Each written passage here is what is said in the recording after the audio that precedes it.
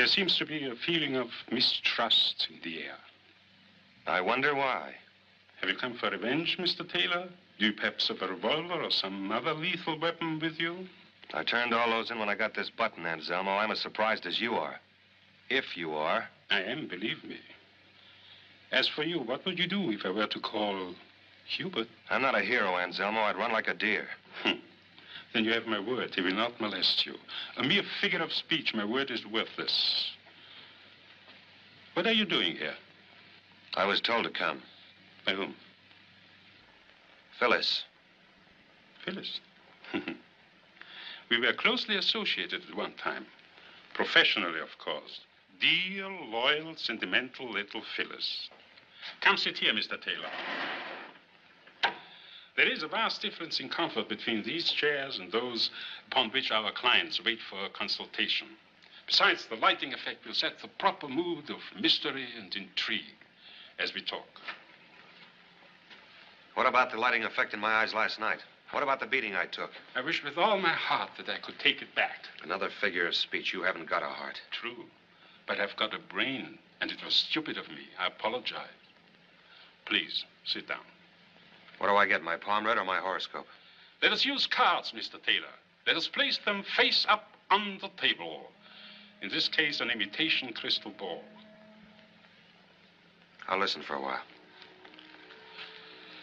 At the present time, young man, I am nothing more than a small-time chiseler. I say this frankly and bitterly because I do not wish to be a small-time chiseler. It's a humiliating position. Still, it's better than being an honest man, which I would find intolerable. I was once a great thief and a magnificent scoundrel. I had my reverses, who has not? And I will omit the story of my descent to my present squalid condition. It would only bore you and incriminate me. I waited and worked day and night for a chance to come back. 3 years ago, I had that chance in my hands. Name a fantastic sum of money, Mr. Taylor. $2 million. You've put one of your cards alongside mine. Thank you. As my hands closed on it, the money disappeared like that. And with it, a Mr. Larry Cravat. So understand my position. For 3 years, I have lived in this stink, waiting for some hope, some word. Then yesterday it came. From a Turkish bath, from a nightclub. I approached you. You were reluctant. You wouldn't say why you were looking for him. You didn't know why he wrote to you. Why the $5,000 deposit? Not even where he was. Mr. Taylor, I had to make you understand that there was nothing I would not do to find Larry Cravat. I got the idea. I understood it the second time I passed out. But I can't help you, Anselmo. I don't know any other answers than the ones I gave. That I do not believe. Is this where we sent for Hubert and his rubber shillelagh? Mr. Taylor, I do not even have to know where Cravat is. I want you just to communicate with him for me. I can't. I wouldn't know how. That I do not believe either. Since your arrival, there has been considerable activity connected with him. You cannot be unconcerned with it. You cannot be without some contact, some connection. And supposing I could reach Cravat, what would the message be? Phyllis, darling. You look like a couple of witches. What cooks? How thoughtful of you, little one, to send dear Mr. Taylor to me. Stop talking like Bela Lugosi. How did you know where to find me? I didn't know I was going to find you. I got a note that said Larry Cravat was at 4211 and a half Summit. I don't get it. From whom was the note? I don't know. And don't try to beat it out of me. I don't know. Why would anybody want to tie me in with Larry Cravat? Anybody.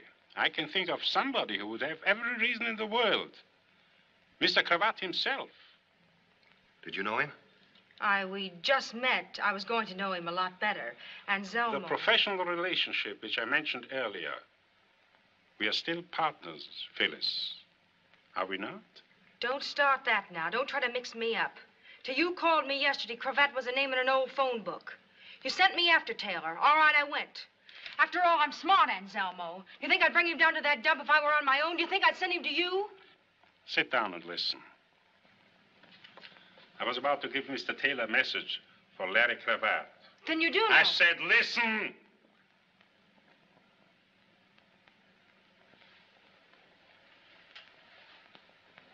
This is what I want you to tell him. That even $2 million is of no use to a man in the electric chair. Suppose he doesn't understand the message. He will. Suppose he says he doesn't. Suppose he wants to know where you fit in. A reasonable question which I will answer. Mr. Cravat is wanted by the police for a murder which occurred on Terminal Dock. This very dock, 3 years ago. The murdered man was a gentleman from the East, Mr. Steele, I believe. The police have evidence that Mr. Cravat and another man were on the dock that night. They do not know who the other man was. However, Mr. Cravat's immediate and prolonged absence has strengthened their belief that Mr. Cravat was the murderer and that the identity of the other man is relatively unimportant. Let's say Cravat knows all that. He still doesn't know where you fit in. For a considerable amount of money, subject to negotiation, of course, I will present the police with the other man on the dock that night. He will confess to the murder and free Cravat of suspicion. How do you happen to know who he is? If he's reluctant to confess, the police will find a suicide and a signed confession, complete in every detail.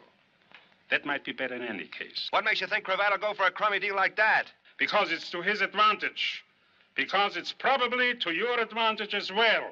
What do you mean by that? Mr. Cravat deposited $5,000 to your account. Why? He was not a charitable man.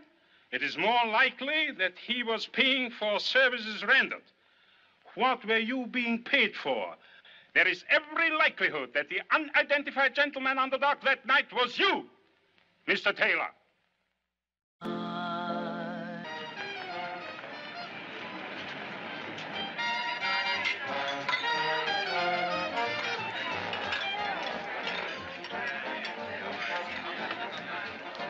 Larry Cravat come in yet, honey? Larry Cravat?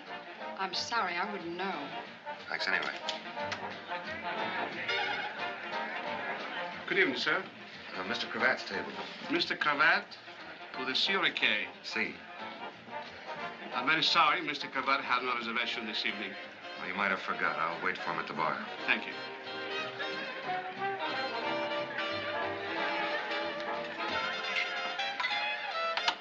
Thank you, Mr. Mitchell. Mr. Mitchell, anybody special? He's a customer. You must know a lot of customers. You must know a lot of names. Enough. What do you have? You name it. Been around here a long time? Ever since they took the bars off the door. A friend of mine used to come in a lot. Maybe you know him. Larry Cravat? I used to know a Larry Cashman, but that ain't Cravat. Well, maybe you could ask around. Maybe some of the other boys would know him. Could be. I'll ask around, Mr. Taylor. George Taylor. I'll ask around, Mr. Taylor.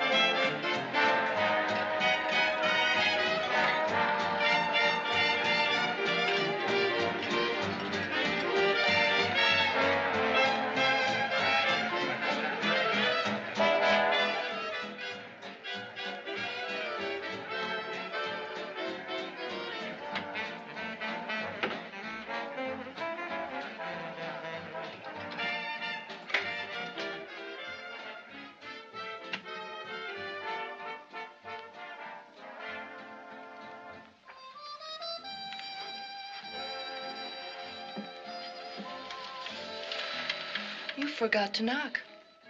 I can explain if you'll let me. Out. Not right now. Get out of here. I'm sorry. Suppose I yell the roof off. And I'd have to stop you.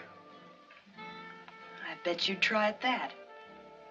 You know, I can't make up my mind whether this is a pitch or you're some kind of a nut. But if this is your idea of a pitch, then I know you're a nut. Who owns this place? Who wants to know? I do. This and a half a dozen other spots are owned by a very nice guy named Mel Phillips. He keeps me working. You got a match? He must keep a lot of people working. All kinds of people. Sure. Busboys, waiters, captains, cooks. Characters that sit around on bar stools waiting for me.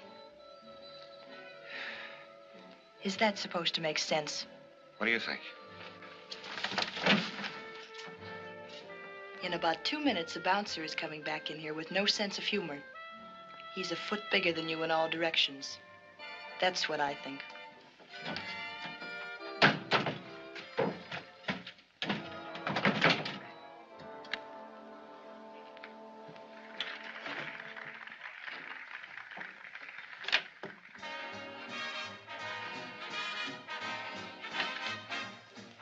Christy, darling, by the time you get this, I'll be Mrs. Larry Cravat. Mary.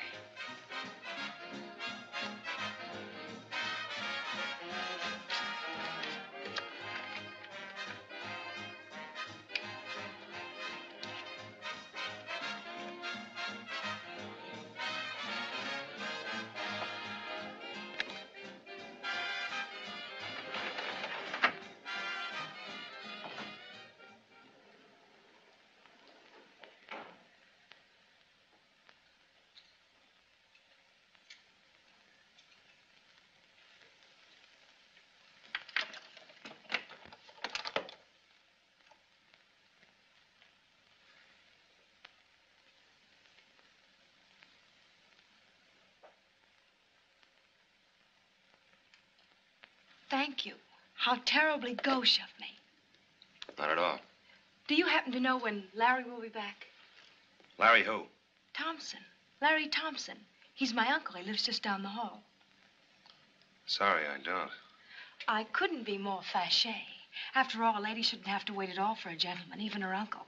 Much less in a public hallway with no place to sit down. To wait for Larry. There's a place to sit down in my room.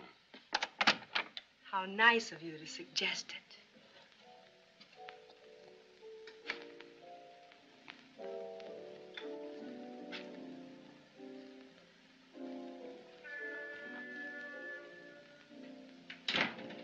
This is rather exciting, unconventional to say the least. Haven't you got a French word for it? Should we just abandon convention and introduce ourselves? My name's Phyllis. Phyllis what? Oh, I imagine it's one of those things. Rich, high-class family wouldn't want it known their daughter waited around crummy hotel halls, is that it? Well, that's putting it a little crudely.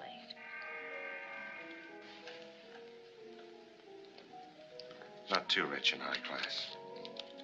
A compact that costs $3 tops, a torn hem on your skirt, a match folder that says you eat at a cheap cafeteria, and you weren't waiting for anybody but me. Unless you can see through a door. You should have thought of that when I closed it. So, what goes? You know, there's been a terrible shortage of men. Yeah, so we heard in the Pacific. This war must have been murder on you poor women. We used to cry our eyes out about it. So when I heard there was a man in 618... You thought he might know where Larry was? Yeah. Only there isn't any Larry. It's just a name that you made up to stop me talking. About what? Oh, just this and that, caricatures. Maybe I just thought you ought to know about me and that I ought to know about you.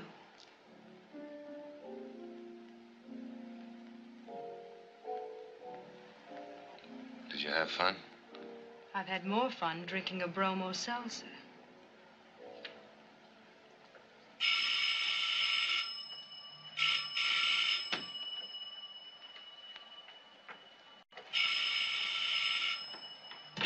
Hello? This is the barkeep at the cellar. I got that information you wanted about that certain party. About Larry Cravat? We're closing up now. You come down here, I can answer some questions. You can answer one right now. Who told you where to reach me? I'll wait for you. Come in the front way. Yeah, but I never told you where I...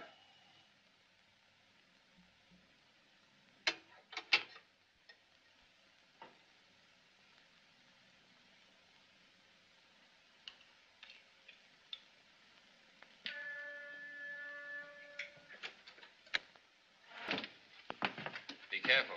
Don't trip over any of the customers they forgot to clean up. It's a long time since I've worked behind the bar. You got to promise not to tell the union. I'm 12 years behind on my dues. Sit down.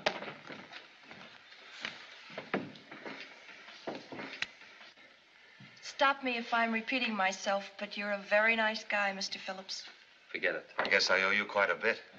You owe me nothing. Whatever I did for Christie. You've acted like an idiot from the beginning. And the prize was walking into that setup back there. He couldn't help it. I didn't want to. You see, I figured that all of them except one wanted nothing but the money. And that one wanted me dead even more. Because if and when I get my memory back, I'll know that he killed Steele that night. But I figured he'd make some move. Some attempt to get me alone, even to get me out of there. He had to get you alone, didn't he? Away from the others so he wouldn't show his hand. So they wouldn't know. It won't make any difference to me. Maybe it will. Because maybe it's murder. He called me. It's a murder that happened 3 years ago. Cravat was mixed up in it, and George thinks maybe he was, too.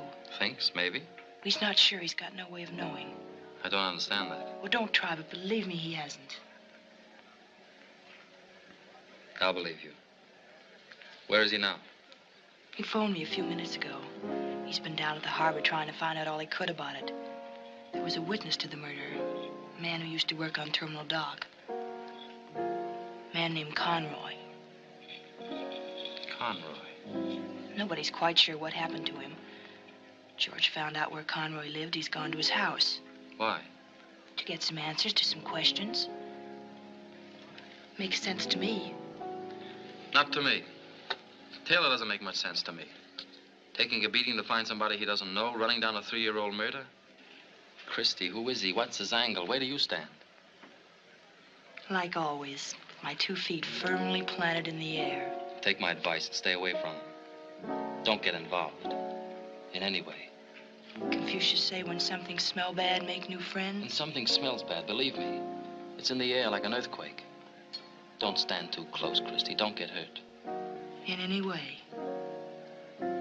I'm the girl with the cauliflower heart. You think. You're as tough as a love song. You've got your face turned up and your eyes closed, waiting to be kissed. Might not be a kiss, baby. Open your eyes and look around. That's mighty fine advice, Mel, and I'm beholden to you.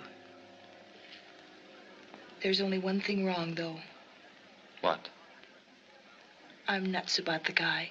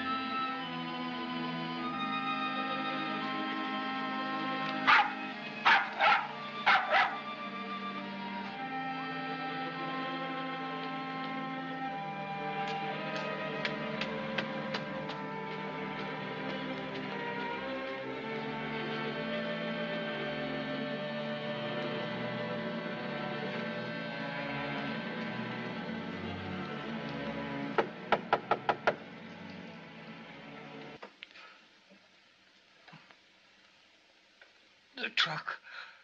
I didn't see it. It came out of nowhere. My head hurts. Are you Conroy? Michael Conroy. My daughter, she'll worry. Will someone... Her name is Elizabeth, and we live at... we live... It's on my draft registration card. Your draft registration? Imagine an old duffer like me. Still, you can't tell. The war's very young yet. Sure. Sure, it's only 1942, isn't it? Back. Now, my back's beginning to hurt. Conroy, the other night, a couple of nights ago maybe, a man was murdered on the dock. You saw it. Yes, I saw it. Do you remember who did it? Was it Larry Cravat? I heard the shot, and then another shot, and I was afraid, and I hid. There was some running, and then there was quiet. Just a man lying there, and he was dead. And there was a suitcase. He dropped it. Who dropped the suitcase? One of the men who ran away. Larry Cravat? I hid it under the dock, up in between the pilings. Nobody ever goes there. He'd have to pay me for it. I'd be rich. That was clever of me. You said Cravat was there. Which was he? Did the three men arrive together? The one with the suitcase, did he do the shooting? Conroy, look at me. Was I the man with the suitcase? Did I do the shooting? Look at me.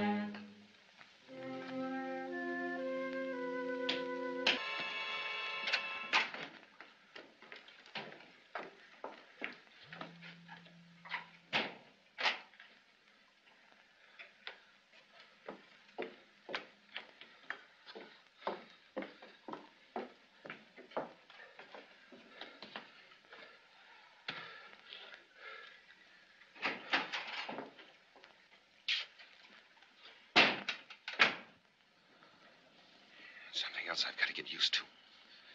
Jumping out of my skin every time a door opens. Try to remember. Try to remember, George. Larry. I've got a tailor named George. I can remember that much. Darling, look. Don't call me that either. That's something else I remember, too. Even if it didn't happen to me, but to a guy named Taylor. That's who you are. That guy. I'm Larry Cravat. And I killed a man on that dock 3 years ago. I don't know who he was, but I killed him and I dropped the suitcase and ran away. But supposing the other man killed him, supposing you just ran away. The other man? The one you thought you might have been. Who is he? I haven't got time to start that all over again. My 2 hours are nearly up. Do you think you could ever have killed anybody? I know about George Taylor. No. But I can't speak for Larry Cravat. For me. I can. The answer is no. Thanks for your vote. Just because you've got another name. Even if you wipe out a man's memory, doesn't it stand to reason that his brain is the same? That his standards are the same? You didn't think much of him? I never thought of him as a murderer. And he could have changed for the better, too. 3 years of work can change a man. You're making a nice try, Chris, but that isn't the way I've heard it. They say I killed a man. And they say you killed Conroy, too. Did you? No, but I can remember that, and I can't remember anything else. Don't make me try anymore, Chris. I'm too tired. Don't make me try anymore.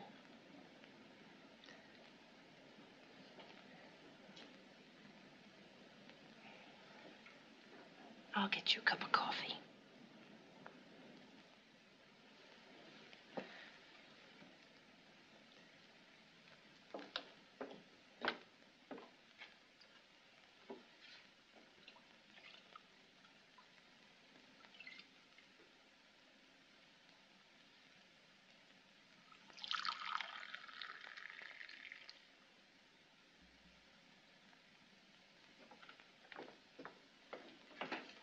Here, hold on to this cup. Let's see if we can't make some sense for once. Now, George, everything that happened to you happened because they thought you could lead them to Larry Cravat. Why? Because they figured Cravat had the money. Right. And when Anselmo told you Cravat was a murderer, he said that because he wanted to make a deal. For some of the money, he'd clear Cravat. Yeah. And he didn't even insist on seeing Cravat. So if I'm the only contact between them and $2 million, they certainly want to keep me alive. Yet twice tonight, somebody tried to kill me. Why? Because you were getting close to something more important than $2 million. You were getting close to whoever murdered that man on the dock 3 years ago. Shh. Chris, honey. Honey, listen. Conroy was crazy for 3 years. They staked out a man to watch him, to wait for him to be well enough to talk. Then I got to him. They tried to kill me before I could. When that missed, they had to kill Conroy. They couldn't take the chance. They sacrificed the money to shut his mouth for good. The way it turned out, they brought the poor guy to his senses long enough. What are we going to do about it? We're going to go trade in Larry Cravat on a murderer. Come on.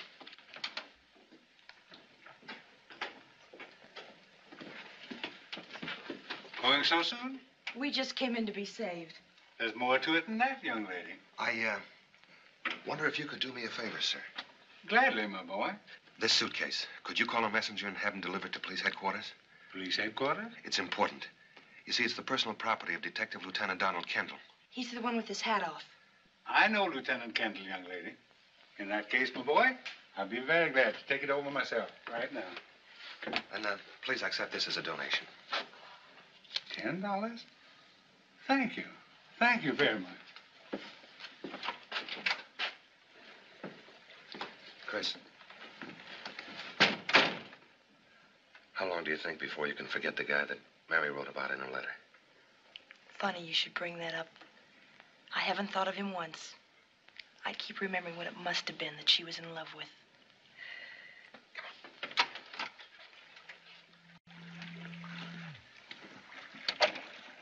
Where are we going? To a fortune teller.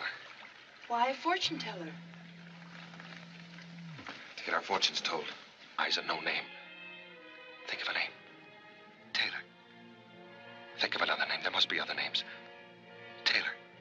No. Taylor. No.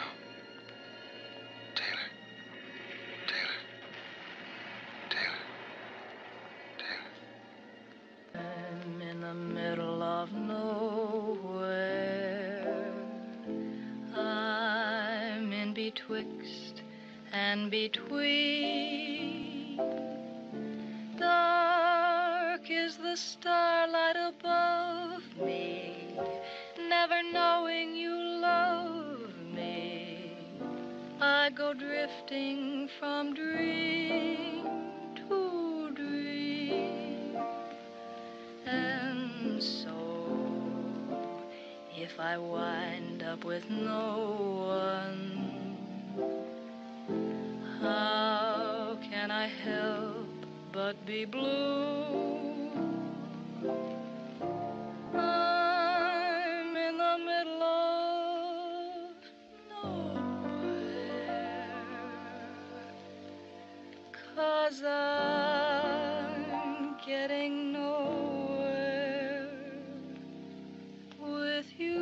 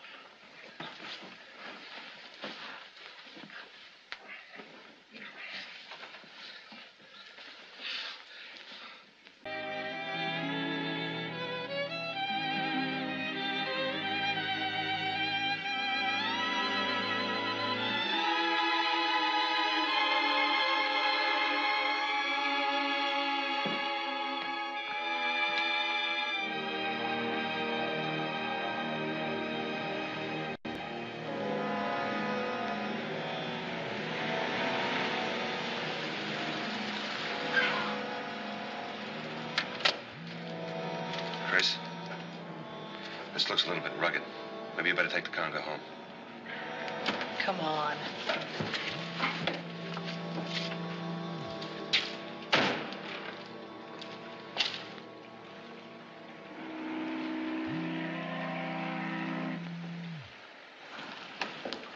Must be a ladder along here somewhere. This is where the boats tie up. There's one.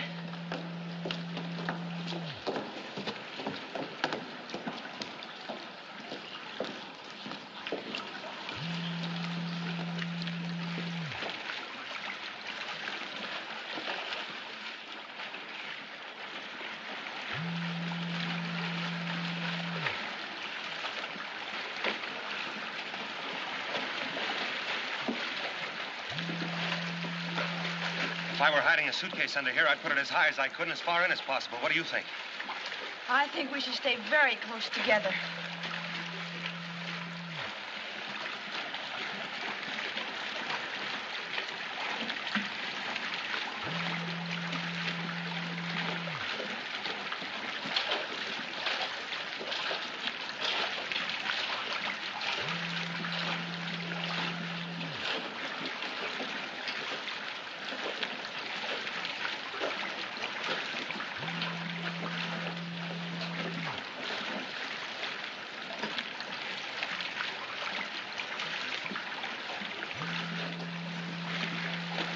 Look. I think I see something. I'll go see.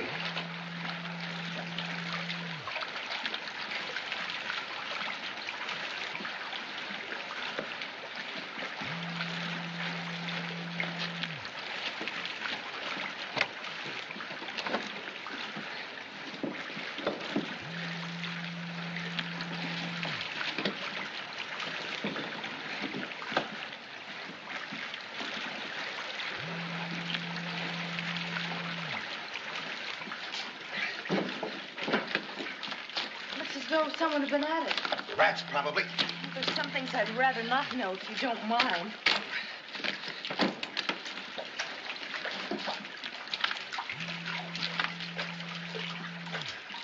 $1,000 bills. The 2 million. They've come a long way. Heil Hitler. Light a match.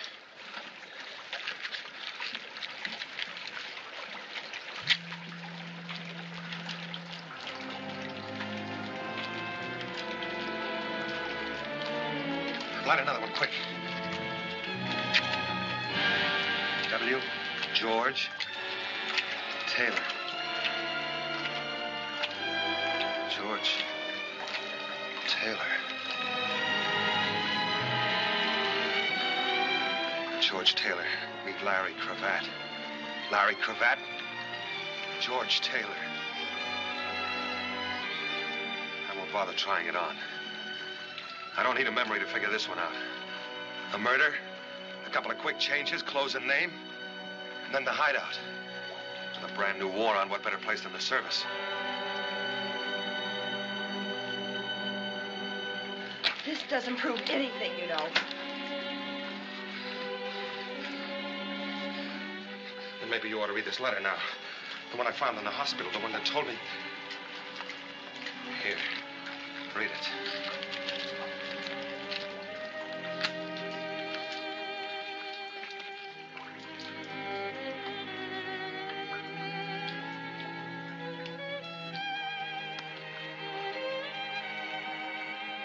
Your friend Mary. The one that couldn't see because she had her heart in her eyes. Was that her handwriting? Don't lie to me, Chris. Yes, Mary wrote that. To me.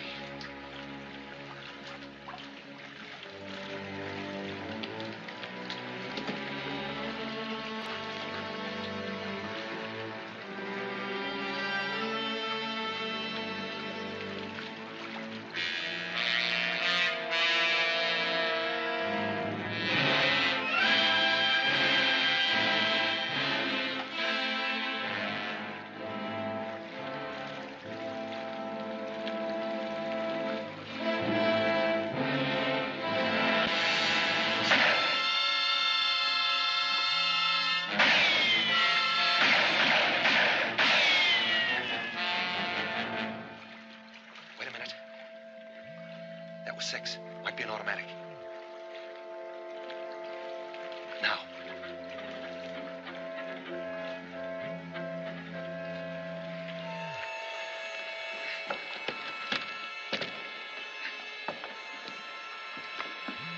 Don't hold on to me. That way we're one target. Come on.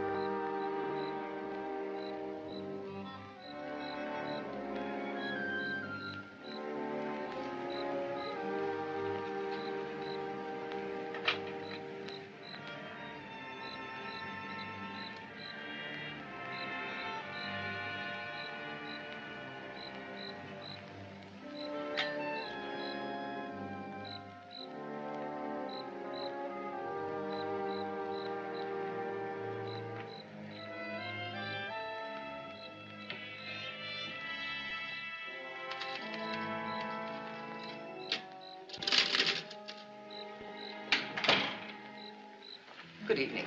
Good evening. I'd like to see Michael Conroy. Conroy? Oh, I'm afraid you can't see him. Why not? Well, for one thing, it's after visiting hours. Well, I'm his nephew. It's very important. We consider our rules important, too. For another thing, Mr. Conroy doesn't have visitors. Well, he wants to see me. I've been away in the service, the Marine Corps. He doesn't know that I'm back. It'll be good for him to see me. I'm sorry, but I'm not authorized to make exceptions. Then who is? Perhaps if you'd apply in writing. Well, I want to see him now. Who do I have to convince? I'll speak to Dr. Grant.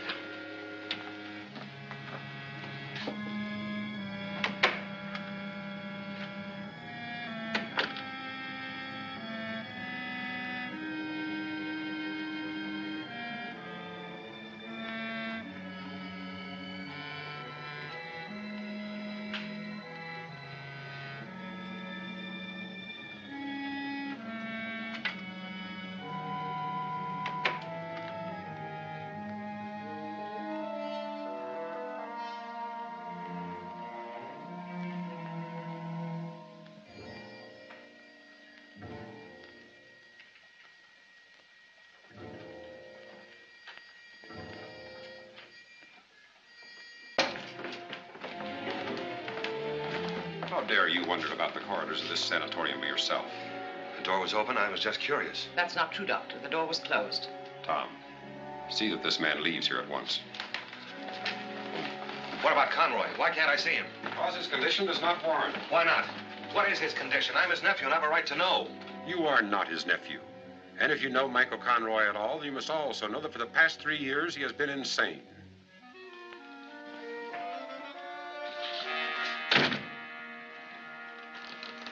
Out.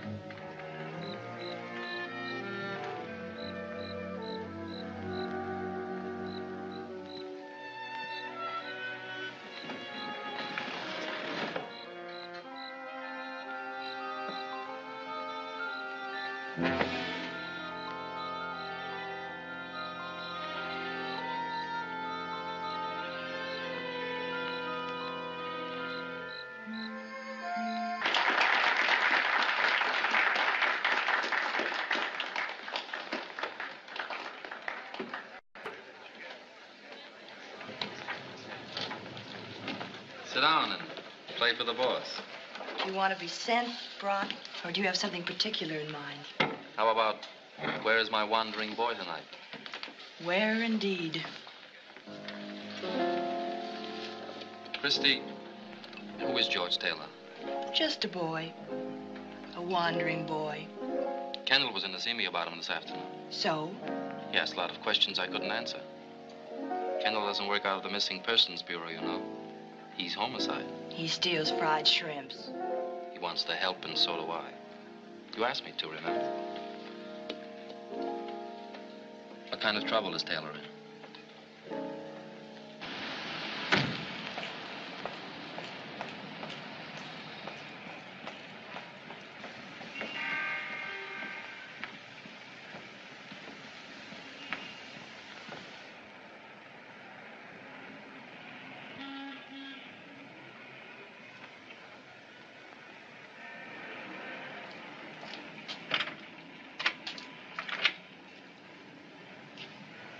Good evening.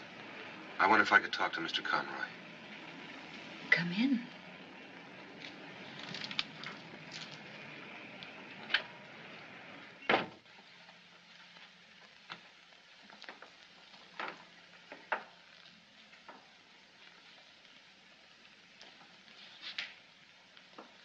My name is George Taylor. Please forgive me. It was so dark. I wasn't expecting... For a moment, I didn't know you, George. You've met me before? I said I was sorry. Oh, sure. That's all right. Well, won't you sit down? Could I get you something? No, thanks, really. What about Mr. Conroy? You're being very formal, I must say. Father's better, thank you. Better? At least the doctors keep telling me so. I haven't asked for some time. I went for so long, and they kept saying the same thing. There are signs of improvement. But it's been so long. How long? Ever since his accident. 3 years. His accident? 3 years ago. I keep forgetting. You haven't been here. It was on his way to work. So strange. Nobody saw it. They found him lying there. He'd been hit by an automobile. He didn't know. He couldn't remember. They've been trying to help him. He's been there ever since. Been where? Lambeth Sanatorium. Oh, it's very nice. They're very kind. I've often wished that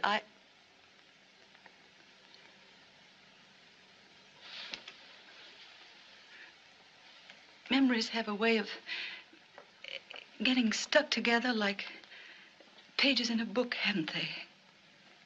The story in the paper that morning. A man had been murdered. Father read it aloud to me. I thought that very odd. He seemed pleased and happy. There was someone, he said, who would make us rich, and I would have a new dress.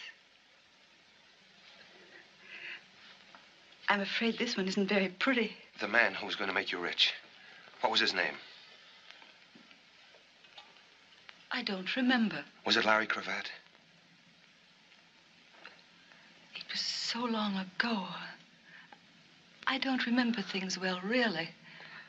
Only certain things. It's so funny. They seem to shine like little lights. And everything around them is dark. You said the Lambeth Sanatorium. Did I? Didn't you? You're going away now. I've got to see your father. You've acted very strangely. Well, I didn't mean to. It's just that I... You haven't even called me once by my name. It's Elizabeth, in case you've forgotten. I'm sorry, Elizabeth. But it's been such a long time. Yes, it has. And things change, don't they? In time. But time doesn't change. It goes on and doesn't change.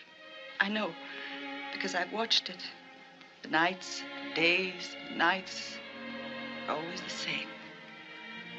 Dawns are always gray, and the days can have different colors, but the nights are black, and they're all empty. No. Only people change. They grow old and ugly and pitiful. Don't stare at me like that. I'm no concern of yours. Really, I'm not. You don't know me. Don't worry. I never saw you before. I lied. I made believe.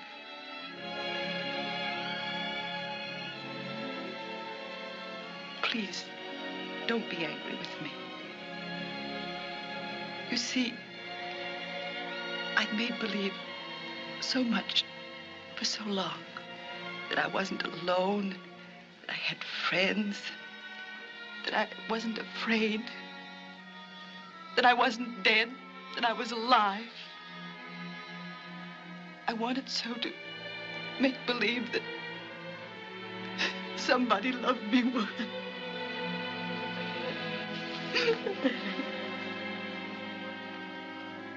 I know a little bit about being lonely.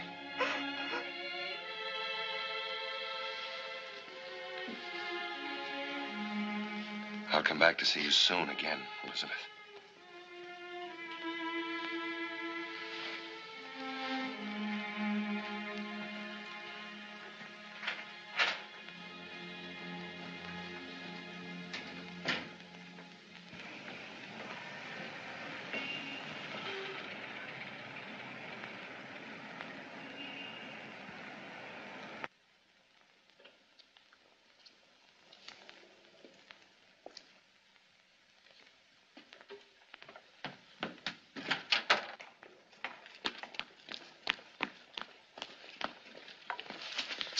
All right, suppose we take a good look at each other. Let go of me. Who told you to watch me? Who sent you here? Who? Sent me here? I've lived 3 blocks away for 17 years. Just because I stopped under a tree to light a cigar. What are you, crazy? Funny it had to be that tree. And it's pretty late to be taking a walk. What's so funny about that tree? Suppose I work nights, and when I come home, what business is it of yours anyway? Why don't we call a cop and let him ask the questions? Sure, let go of me or I'll call a cop.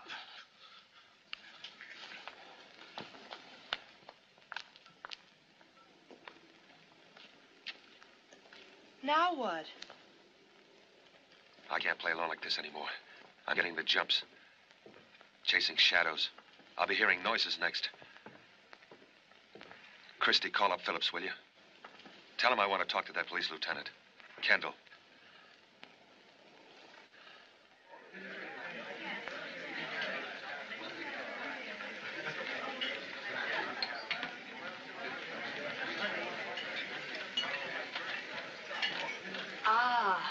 In case you don't know it, George, this is why you fought the war. The 4 freedoms and fried shrimps for Christie. That was a battle cry at Iwo Jima. Thank you. Here he comes. Hello, Mel. Hiya, Don. I'm sorry I'm late. Looked for a while like I wouldn't get away at all. Come on, sit down, sit down. Yeah, we're a little short-handed over at the office. Big post-war boom in homicide. We went ahead and ordered. What'll you have? Oh, I never eat lunch. No, it keeps me sleepy all afternoon. You've seen Christie around the cellar? Yeah, sure. How are you? And this is the friend I called you about, Tom Carter. Tom, meet Lieutenant Kendall. Hello, Lieutenant. Hiya, Carter. Hey, that stuff will kill you. Say, I know what's strange about you. You've got your hat off. It's hard for me to believe you're a detective. You're kidding, but I get that in the level all the time. It's almost impossible to make a pinch without your hat on. They just won't believe you. Well, it's the movies, I guess. If they'd only make pictures where detectives would take their hats off indoors, just like anybody else. I was wondering, Don, whether you could give Tom here some information. Tom Carter, wouldn't it? What about? Would you know anything about a fellow named Larry Cravat? Quite a bit. Would you? Not a thing. A pal of mine in the service asked me to look him up about a personal matter. This, pal of yours in the service, I suppose he was killed before he could tell you very much about Cravat. That's right. Oh, that's too bad. Do you know where he can be reached? Well, if we did, lady, maybe we'd reach for him. No, he dropped out of sight quite a while ago. We did a lot of looking, but since it was impossible to believe that he was any smarter than us, We decided he'd been bumped off. Now, if you'd have asked me that 2 days ago, I'd have guaranteed that. What happened since 2 days ago to change it? Yesterday, an ex-soldier named George Taylor showed up at a bank with a letter from Cravat. That's why I asked you whether your pal was dead. He acted like he didn't want any part of the place. Hadn't been back to his hotel room since. It's interesting, you know. You said if you knew where Cravat was, you might reach for him. Is it all right to tell us why? Oh, sure, it's no secret. When Cravat faded out, $2 million faded with him. It was all over town at the time. Didn't you know about it, Mel? I never knew anybody that could even count that high. That pal of yours, the one who got killed. He didn't have a couple of $1 million stashed away someplace, did he? Sure, lots of us did. We save it out of our 60 a month. I'm not impressed. I make that much in tips on Monday night. But may I ask one tiny question? Who was Larry Cravat? Well, to begin with, he was a private eye. He came out... Pardon me. Sounded like you said I. A private eye is a private detective. Oh. Yeah. He came out here maybe 5 years ago from the East. He got a license, painted his name on the window, and put his feet on the desk. Then for about 2 years, he investigated husbands that played golf when it rained and wives that didn't come back from the public library till midnight. But he paid his rent on time. And then somebody dropped 2 million clams right in his lap. Coffee? Please. Don? Oh, I never touch it. It keeps me awake. You better have some. You're going to be pretty sleepy this afternoon. That was some drop, $2 million. How's a thing like that happen? Well, it's a long story. Don't ask for details, but here's most of it. It started over in Germany when one of the Nazi hotshots saw the handwriting on the wall. He sent the $2 million over here.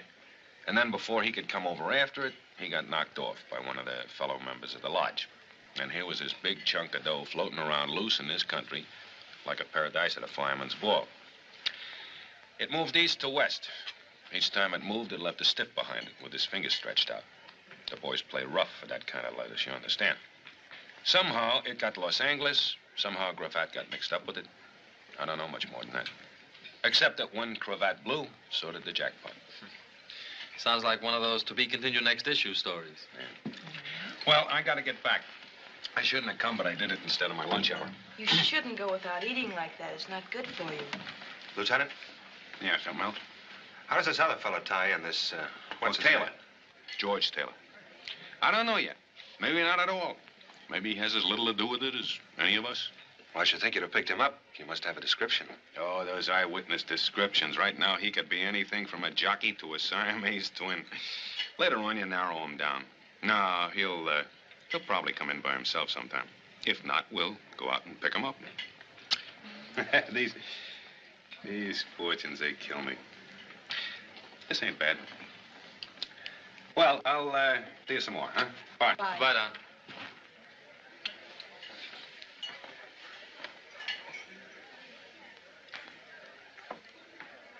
Not bad at all.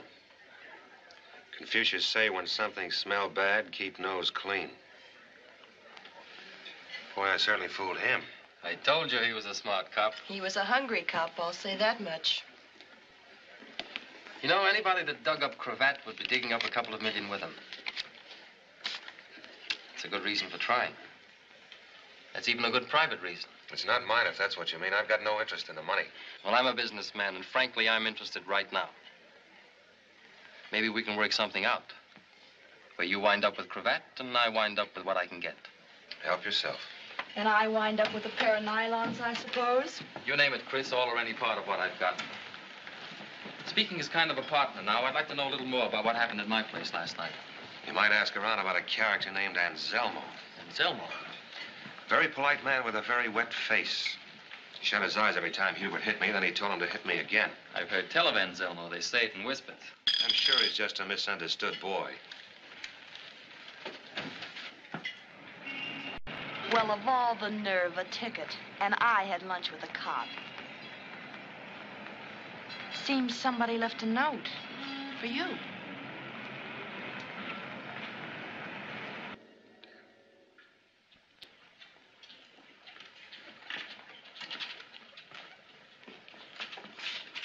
Good morning.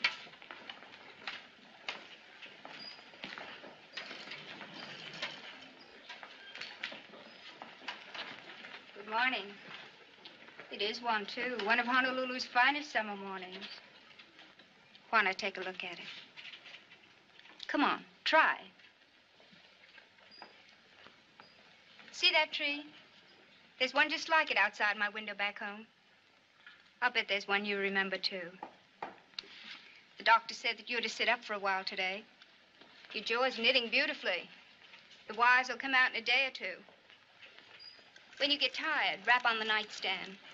It won't be long before you'll be able to call for me. I'll bet that'll be a relief. I'll call, all right. I'll yell. I want to know why they call me George Taylor. Who's George Taylor and who am I? For all I know, that's the first tree I ever saw. Still, that's what it is. That's what I call it. They call me Taylor. So for all I know, I am Taylor. I gotta take time. Work on it. Time to think. Hard. Now I'm tired. Where's the nurse? The nightstand. Rap on it. What's that? A wallet. Must be my wallet. Yeah. There I am again. That's me, all right. Good old George Taylor. How have you been, George?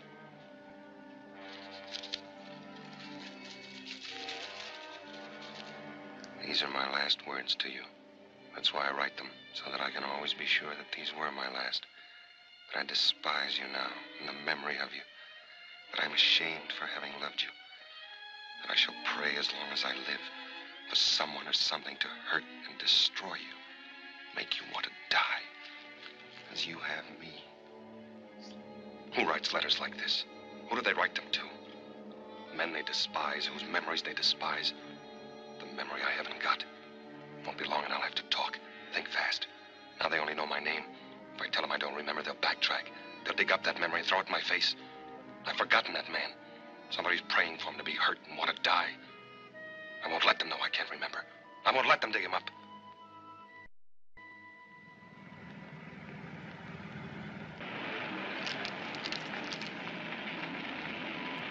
LC. 4211.5 North Summit. San Pedro. Isn't that a little childish for a detective lieutenant? Leaving notes around like Easter eggs? What makes you so sure it was Kendall? Who else? Who else, Taylor? I've gotten beyond caring. LC is only one name in my book, and it means I've got someplace in particular to go this afternoon. Maybe I ought to go with you. Yes. No thanks. But I've got my own reasons now. They come after mine. Cravat and I gotta be alone when we meet. Is it all right if Phillips drops you at the hairdresser? Sure. Good. Things don't happen like this, you know. It's too easy, too pat. Practically an invitation. It might be smarter not to go alone. Probably would be. But you're going anyway. What would you want me to do? Will you call me? Will you promise to call me by 6 at the latest? I'll be at the cellar. Are you going to worry, Chris? This is my car you're driving with 4 new tires. They don't grow on trees, you know. Tough guy. Sure, I'll call you.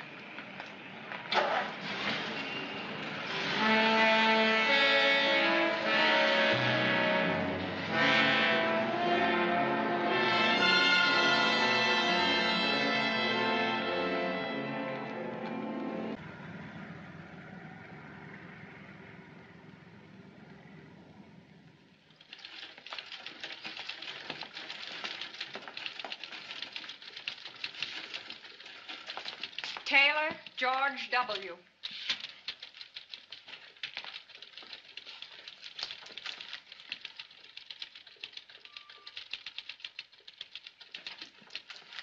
Hello, Taylor. Sit down. You're now in the process of being separated from the armed forces of the United States. We feel that you have a right to know the answers to a lot of questions you may have about yourself and how you'll fit into civilian life. Those questions need not necessarily be restricted to the GI Bill of Rights, employment, insurance, and such. Oh, by the way, before I forget, your sea bag, it's been located. Any change in your civilian address? My civilian address? I could ask one of the boys to drop it off. Maybe I'd better pick it up myself. Well, why wait around? It might be this afternoon. It might be a couple of days. I imagine you'll be wanting to get back to Los Angeles. We could have it delivered to the Martin Hotel. Will you be going back there? Martin Hotel in Los Angeles, yes. I'll be going back there.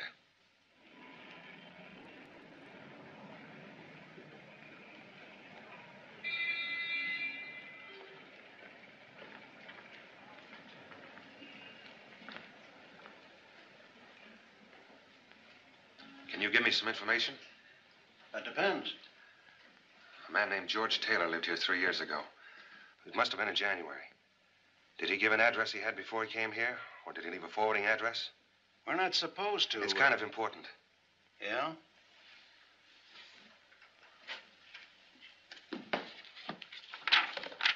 Summer 1942. January 1943. T. Taylor. Did you say George Taylor? Yes. Afraid you have the wrong hotel, son. There's no George Taylor in our books. Well, maybe it was November or February. This runs through from July to July, and there's no George Taylor. I'm sorry, son. What's the matter? You feeling all right?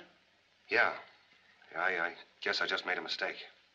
I thought, well, I see you got the Purple Heart. I thought that maybe... No, it's okay. I don't suppose you've got a vacancy, have you? Well, we're all filled. Always one or two. Thank you. Our bellboys are all out of the Army, but they still ain't convinced they won't get jobs as bank presidents. It's 618 straight ahead as you get off the elevator. Thank you. And I'm sorry about not finding your friend.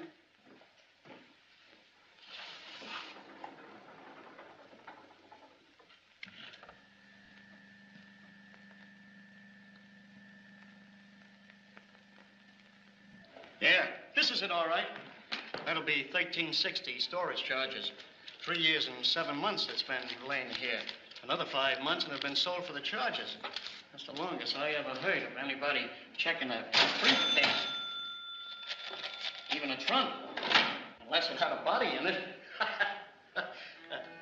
Hey.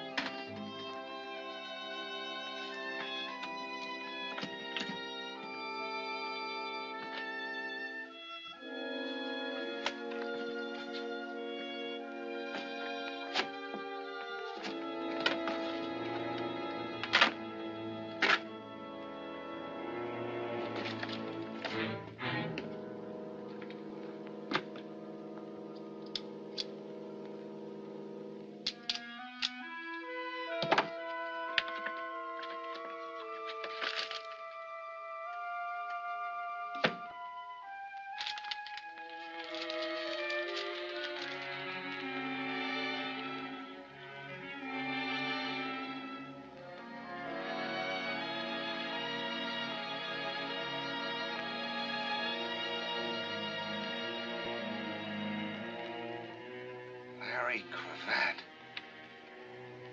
Your pal, Larry Cravat.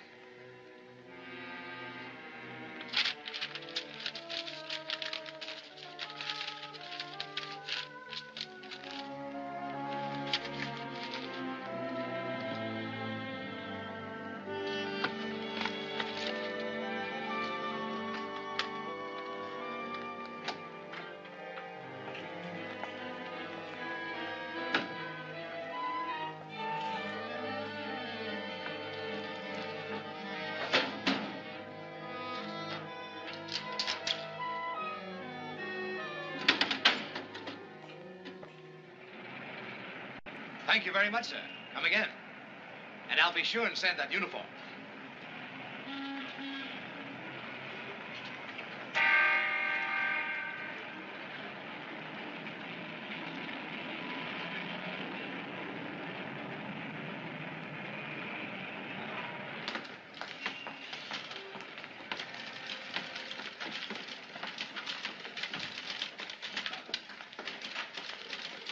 I'm George Taylor. I just got out of the Marines. I've got an account here. Here's my identification. I'd like some money. Of course. I'll check the account and have it for you in a moment. Larry Cravat. My friend who opened the account for me. Could you give me his present mailing address? Cravat? Larry Cravat, sure.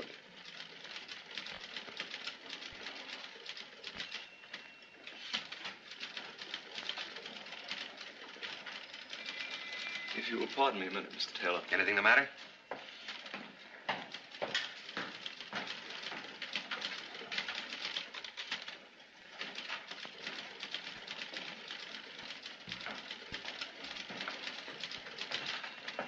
What's going on?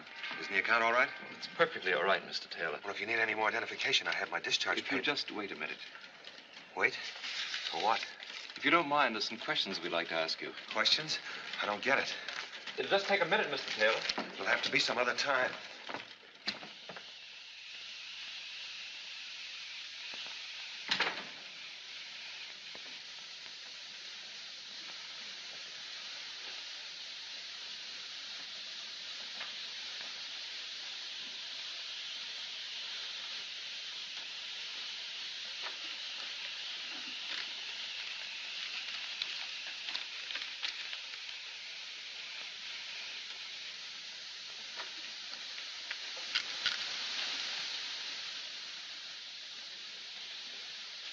Maybe I can help you. I was looking for Cravat. Larry Cravat. What made you think he was hiding in the desk? Well, I got a letter from Cravat on your stationery. Lots of people use our paper. Nobody here by such a name. Well, the letter was written 3 years ago. Maybe you worked here then. I was working here then. I don't know no Larry Cravat. Well, maybe he used to come in a lot. Maybe somebody else here knows him. Nobody else is here but me. Well, he might come in again. When you tell him to get in touch with me, it's very important. George Taylor at the Martin Hotel. George Taylor, the Martin Hotel. Thanks. Hey, maybe you ought to try around the corner. What's around the corner? Cafe called the Cellar because it's in a cellar. Lots of guys get loaded there and then come over here to sweat it out. Maybe you ought to ask there about your pal. What time's it open? How do I know? When it gets dark. Thanks, I'll try it.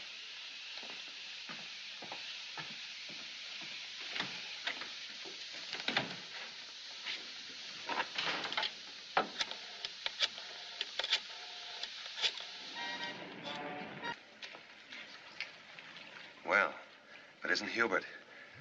Can we drop you anywhere, Hubert? We're gonna walk Walk? Which way? straight ahead.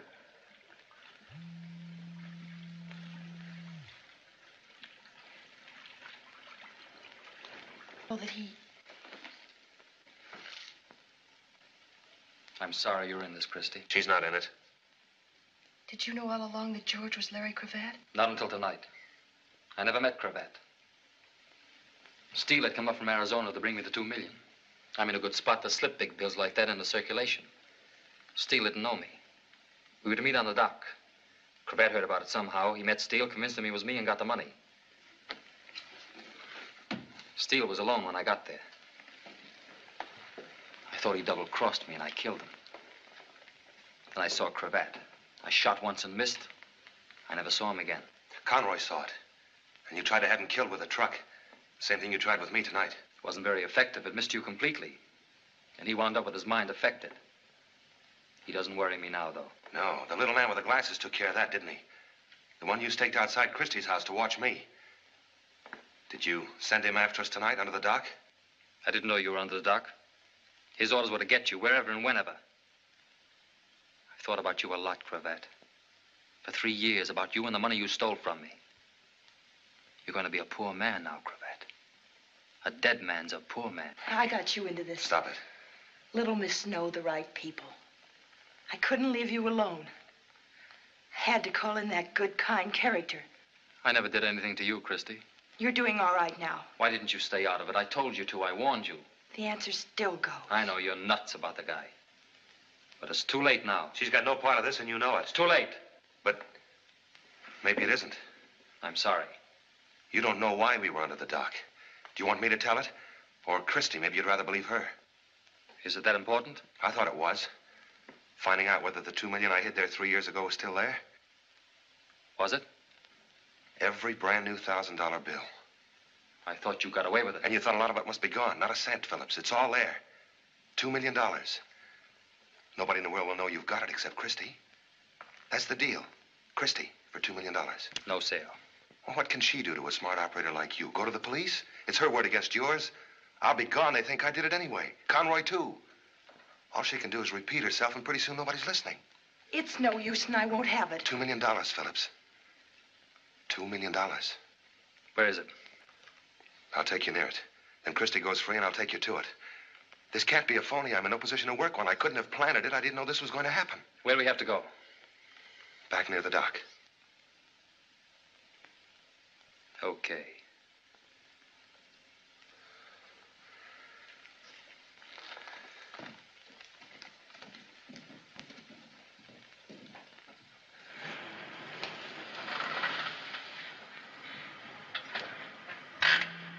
Where do we go? Couple of doors down. Leave the motor running.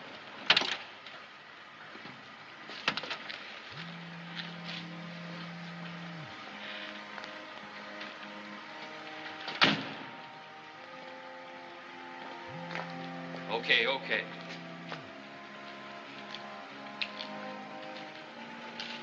Back in the car. But the money's inside. Do as you're told. What about Christie? She goes too. You won't get the money. Yes, I will. I know where it is now. I'll come back for it later. Get in the car, both of you.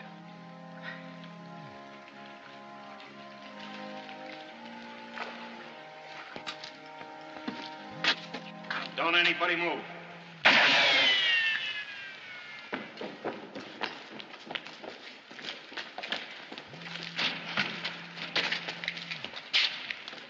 What's it look like, Mac?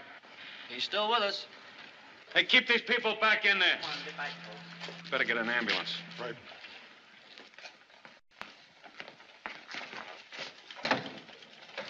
Get that stuff copied as soon as possible. Yes, sir. Did Phillips tell you everything you wanted to know? Yep, with full details. It'll make better reading than Forever Amber. And will he live? As if I care. Well, if I could only learn how to shoot straight, maybe I could save you taxpayers some dough. But I always close my eyes. It's for you, Lieutenant. It's Mac. Yeah. Hello, Mac. Oh, the little man with the glasses. He used to work as an attendant at the Lambert Sanatorium. Lambeth Sanatorium, make that. Yeah, you can start from there. You got all the others. That's good. Okay. I'll see you. Say, you know, that was a pretty sharp piece of thinking you did, bringing Phillips back to that mission. You knew I'd backtrack on that suitcase, didn't you? Well, the spot we were in, I had to think sharp and talk fast. You must have been a pretty good Seamus, Cravat. Seamus? Seamus is a private eye. Well, at least it looks like I kept my nose clean anyway. Yeah. You think you'll go back to it? No, thanks. See, 3 years of war can change a man. That's what I always say. Well, if I can be of any help to you, just let me know. Thanks. I'd like to drop around and see if you don't mind. There's still a lot of questions I want answers for. I know the answer to one, but you haven't asked it yet.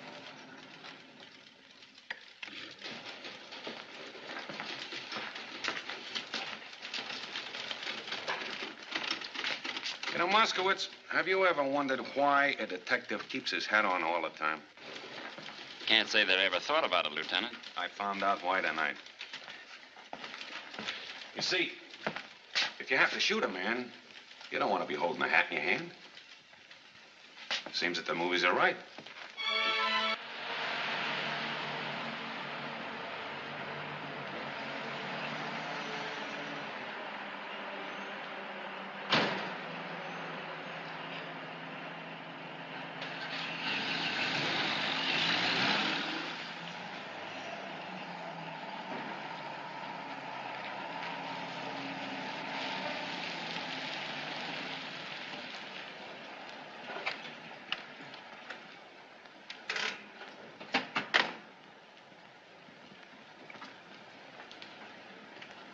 Taylor.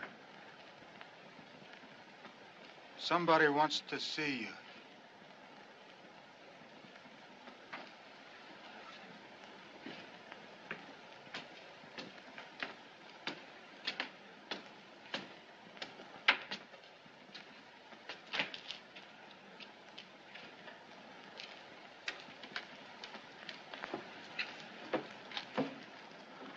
How do you do, Mr. Taylor? Nice of you to come. Please get in. Hubert, open the door for Mr. Taylor. I didn't come here to meet you. True, but I came here to meet you. Professor Einstein, to the contrary, there is just so much time, and every moment gone is a moment gone. Please, step in. Why? Get in the car. The bartender was paid to call you, to arrange this rendezvous. He has long since gone home to his wife, his bed, and his racing form. You and I have much to talk about. What, for instance? Are you being stupid, Mr. Taylor, or stubborn? What, for instance? I can't believe you're stupid. Larry Cravat, then, for instance. What about Larry Cravat? That was going to be my question to you. You tell me. Come. Sit beside me and we tell each other. I'll listen from here. Not stupid, but stubborn.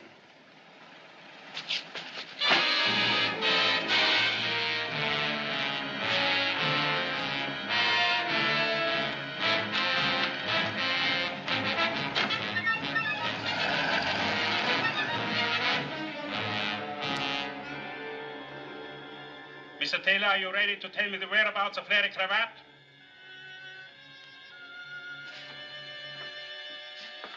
Then will you tell me why you want to know? I'm just looking for him. He's my friend. Larry Cravat has no friends. And you have to stop looking for him, Mr. Taylor. Do you understand? You have to stop looking for him. Take him out of here. Dump him someplace. Where, boss? There was an address in his pocket. 723 Gramercy Place. Take him there.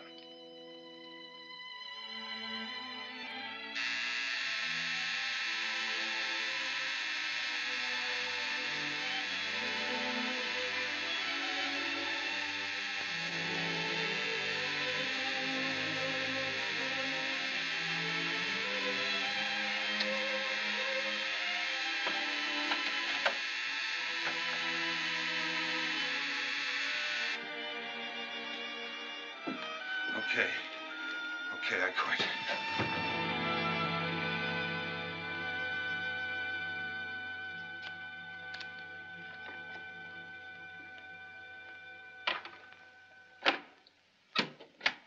Now what? How does the inside of your mouth feel? Like it's full of raw hamburger. That's just what it looked like. What did they hit you with? Rubber hose. I can't figure you out. You're not an open book exactly. Why did you steal Mary's picture? Well, for one thing, she's married to a man I'm looking for. She's Mrs. Larry Cravat. If you even knew Mary, then what you just said is as dirty and rotten as anything I've ever heard. I don't know her, but if she's Mrs. Larry Cravat, I want to. You can't. I've got to.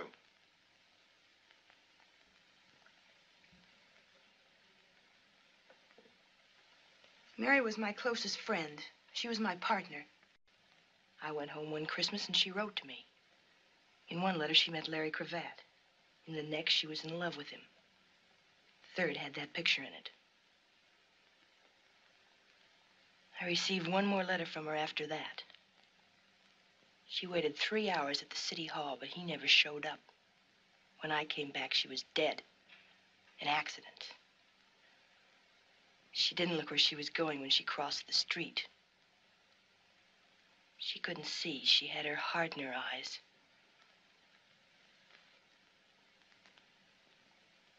I'd like to meet Larry Cravat someday.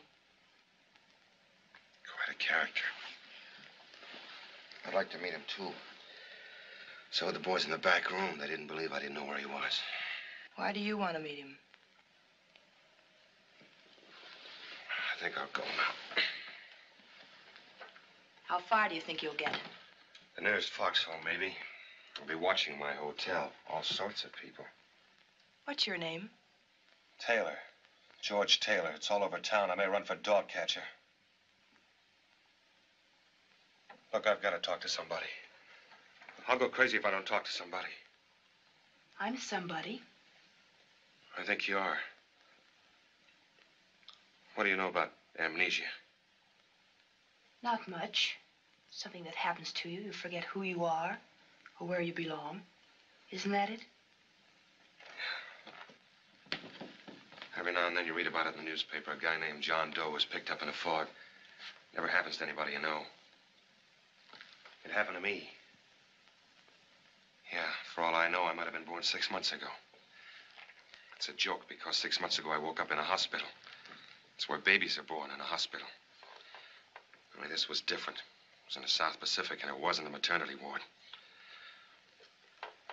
My jaw was wired. I couldn't talk. I couldn't ask who I was. I nearly went nuts. Then I found my wallet. There was a letter in it. No name, no signature, just a letter. It told me about myself. It told me good. And then I lived with that letter. It went around in my head like a crazy squirrel on a hopped-up treadmill. I was scared and I was sick. Sick to my heart at what the letter said I was like and scared of anybody finding it out. Scared I'd find it out myself. I didn't want to know anymore. So I kept my mouth shut. I got away with it, got my discharge. And I thought maybe I could start with a brand new score pad. But you can't just throw away. How many years of living? I don't even know. Do you know what it's like, Christy, to be alone in the world? Really alone in the whole world. 1 billion people, and every one of them a stranger. Or what's worse, not a stranger. Somebody maybe who knows you, hates you, wants you to die. Then last night I found another letter. This one was from Larry Cravat. Said he was my pal. Imagine I had a pal. So I started looking for him. That was this morning. Since then, I've been chased by hoodlums, beaten up. That's quite a pal you're looking for. I can't be choosy. He's the only one I've got. It's like that joke about the crooked gambling house. He's the only one in town. So why don't I go find another town? You mean run away and hide? Why not? Sure. Why not? So I'll be alone for a while. It won't be for long. I'll make up a story for myself. I got away with it before. I can do it again. I'll go where people will believe me, where they'll leave me alone, where I won't have to answer questions and ask them. As long as you believe yourself and leave yourself alone and not ask yourself questions. I'm tired of being pushed around. The war's over for me. I don't have to live afraid anymore. Except when you're by yourself and alone. I've got to find that guy. Even if he's the healer of the world, I've got to find him because he knows about me.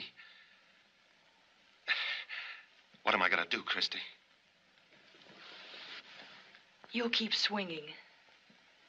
Something's got to break. Who's that? Take it easy. Maybe this is the break. I forgot to tell you, I phoned Mel Phillips while you were out and asked him to come over. Why? Because I want him to beat you up some more. Hi, Mel. Hello, Chris. What's the trouble? It's in there.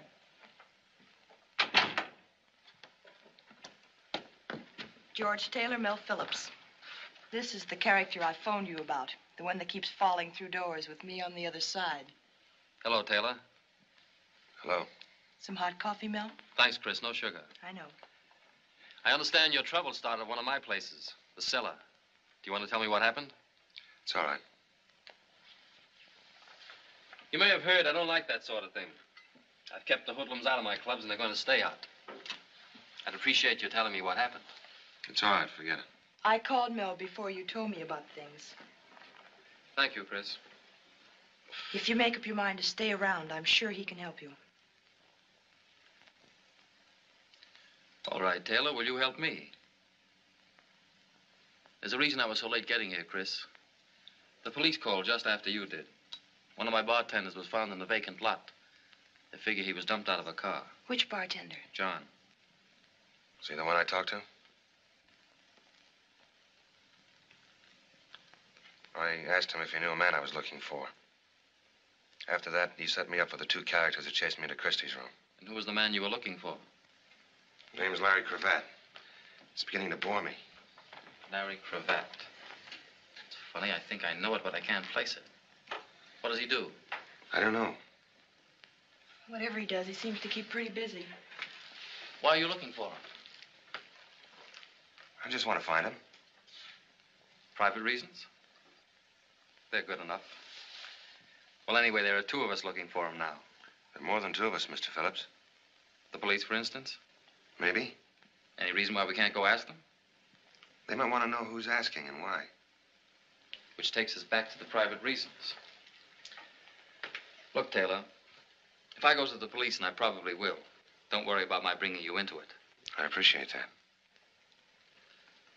I could put you in touch with a friend of mine. He's a police lieutenant. His name is Kendall. He's an all right guy. He'd keep it off the record. Thanks, just the same. Do what you can, though, will you, Mel? You know I will, Chris. That's my boy. You'll have me believing that. Look out. So long, Taylor. So long, Mr. Phillips. Thanks. Not at all. Good luck. Good night, Chris.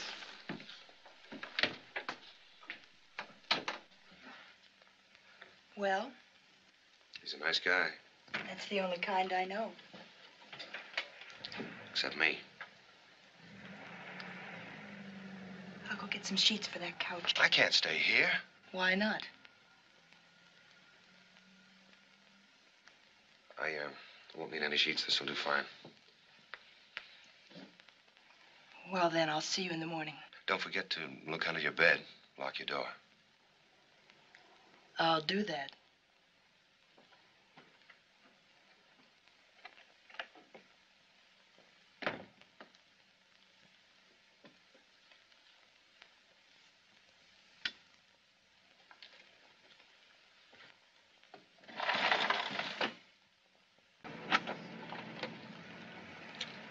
So, what's on your mind? I got a message that Larry Cravat was at this address. Oh, you sure that's the name? You sure it ain't John Smith or Joe Blow or No Head Hennessy? I said Larry Cravat. Yeah, that's what you said. You remembered it. You got a head on your shoulders. Now, take it out of here before I bust it. You're getting a little too excited, mister. Maybe you're Larry Cravat. How do you like this guy? Here, look.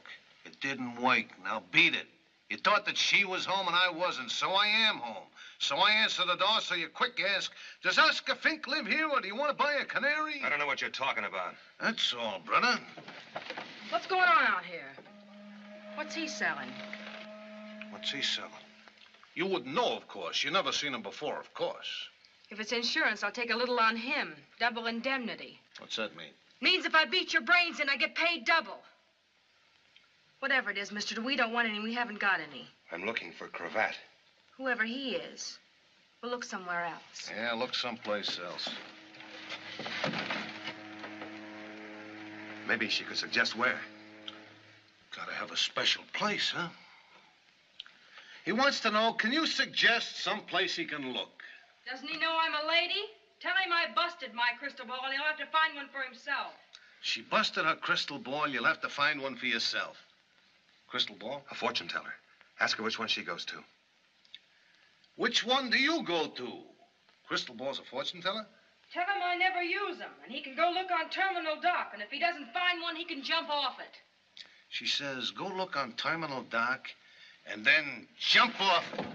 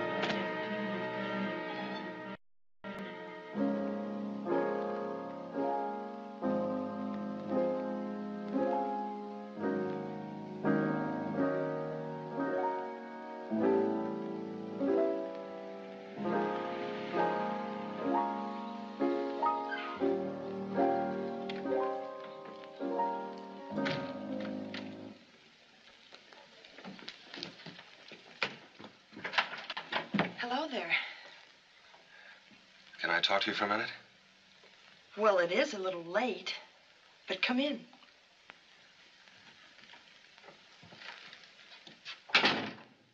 You fixed the bed for me. Well, as a matter of fact, what with the housing shortage and all, I left my name at the USO in case any soldiers or sailors... You've been waiting up for me to come home. I just thought... Anyway, there's some sandwiches over there with their toes curled up. They're for you, too.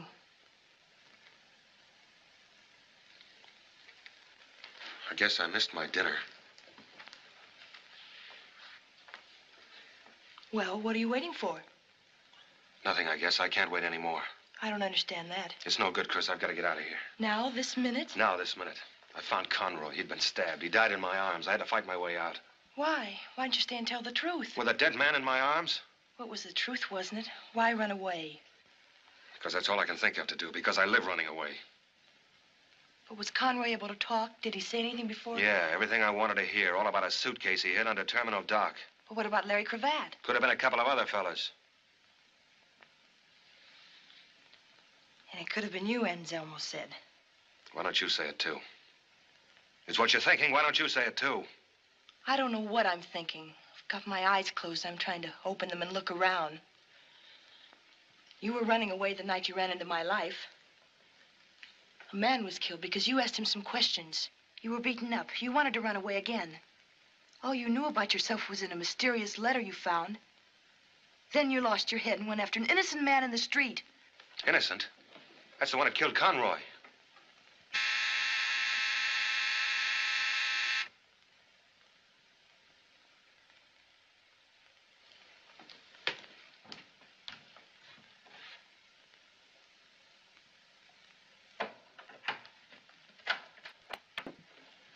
Hello. Hello. I've come for George Taylor. You must be a little mixed up. This is my house, and I'm not George Taylor. You haven't even got the right sex. Nobody can say you haven't. Thanks. You know, it's a little late at night for playing games. I'm kind of dopey when I get waked up. I guess I'm getting old. I don't see how you do it. Still dressed, even your shoes, the light's still on.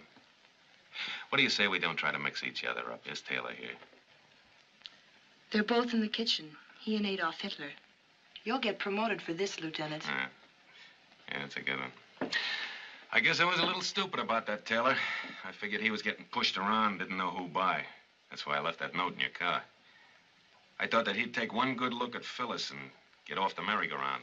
I'll tell him if I see him. No, don't. It'd just make him feel bad. See, it looks like he killed a man tonight, a man named Conroy. Well, I'm sure glad he isn't here. I'd hate to pick him up here. That way you'd be mixed up in it. Newspapers, all that. Those maniacs with the flash bulbs. Well, if you do see him, tell him I'll be down at the station for a couple of hours yet. If I see him. Yeah. Good night. Good night. Oh, one more thing. You know, you ought to keep your car in the garage. It isn't good to leave it out all night like that, with the motor so hot.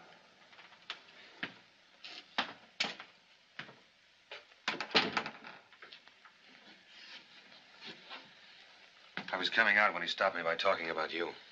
He knew it. He knows everything. He's the original seeing eye. 2 hours. That's not much time, or is it? It's enough. Turn out the lights while I get a coat.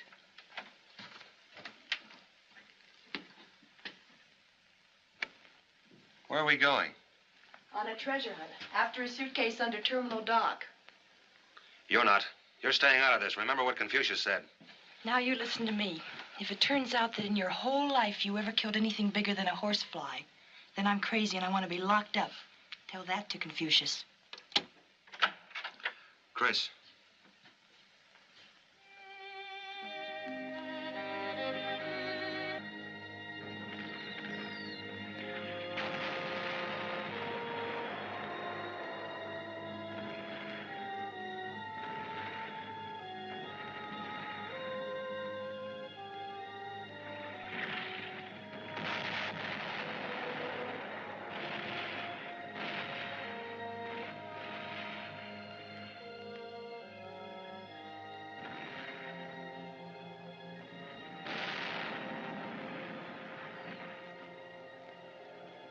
Somebody turned on a light. It's a faraway light. But I don't have to be alone in the dark anymore. My head hurts. Somebody's here with me.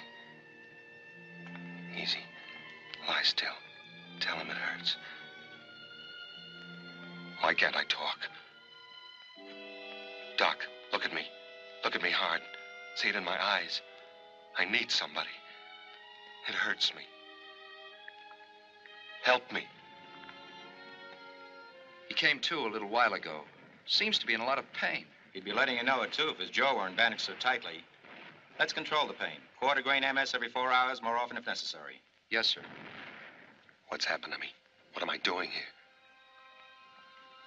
When I don't even know where I am. You gonna be all right, Doc? Taylor? Every chance in the world. It was a pretty tough job, though. He must have been right on top of that grenade when it blew. He was. How's he gonna be, Doc? In time, as good as ever. That's good enough. Nothing but clean sheets from here on in, Taylor. You're gonna be okay now. Taylor? Who's Taylor? So he's okay now, so what? What about me? What about me? I don't know my name. You. Talk to me. Act like I was alive, not just somebody with a...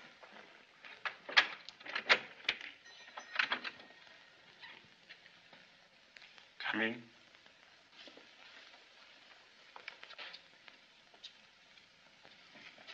Oh, it looks a lot more cheerful in here. What's happened to the Fu Manchu lighting effects? I think the time has come to throw all the light we can on the matters concerning us.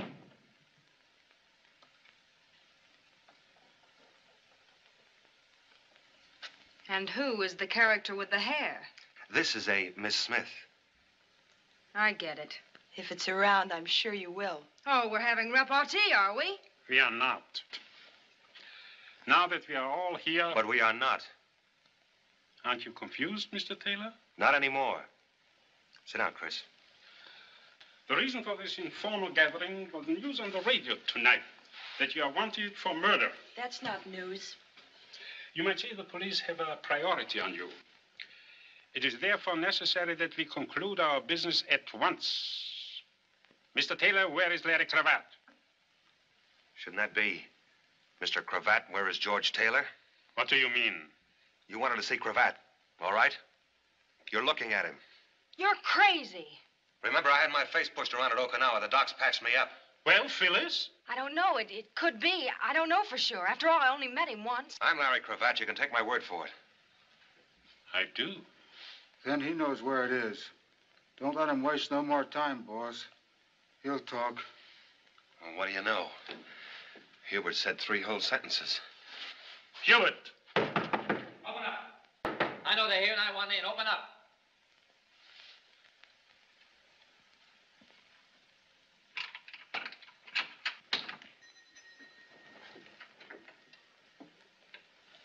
Hi, kids. I haven't had the pleasure. The name is Phillips, Mr. Anselmo. And your name is Phyllis. I've heard about you, too. She's a well-known society girl. I called your house when I got the news, Christy. I've been all over town since looking for you. It's a good thing I remembered your mentioning, Anselmo. Now that you are here, Mr. Phillips, why are you here? Because you wouldn't have a quorum without me. And because I'm an important stockholder in $2 million. Are you going to stand for that? Perhaps. At any rate, before any more partners arrive, I suggest you continue what you were saying, Mr. Cravat.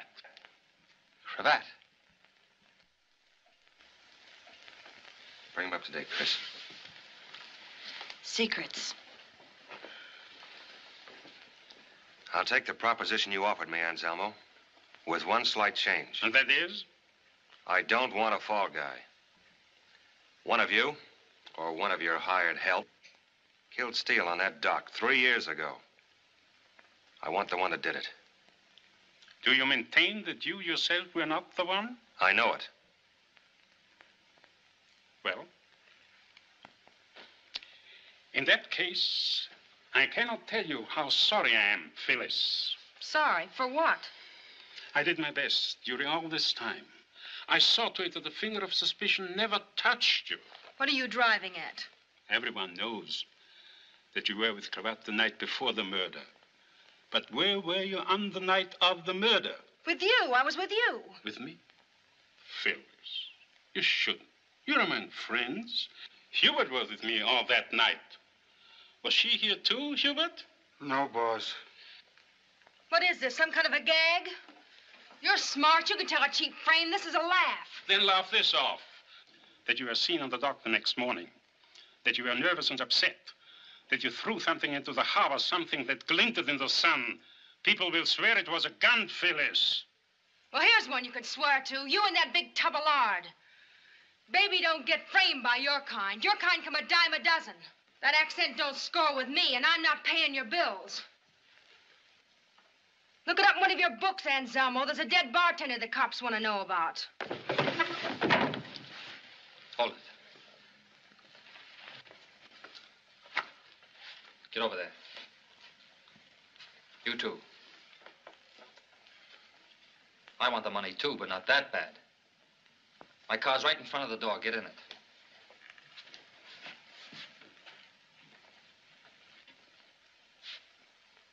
Give me the key.